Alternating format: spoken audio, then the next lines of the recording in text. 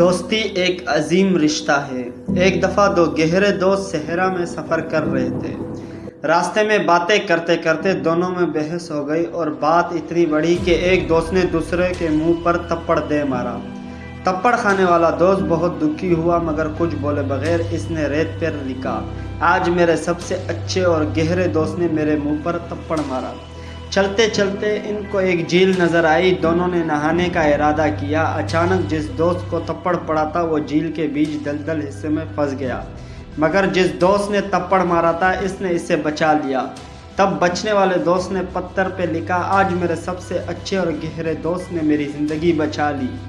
یہ دیکھ کر جس دوست نے تپڑ مارا تھا وہ بعد میں جان بچائی۔ اس نے پوچھا، جب میں نے تم کو دکھ دیا تو تم نے ریت پہ لکھا تھا اور جب جان بچائی تو تم نے پتھر پہ لکھا، کیوں؟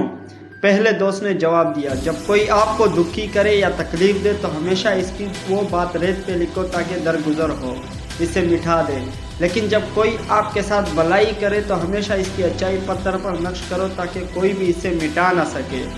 اگر آپ مزید اچھے واقعات اور معلوماتی تحریر پڑھنے کے شوقین ہیں تو میرا یوٹیوب چینل سبسکرائب کرنا نہ بھولیں۔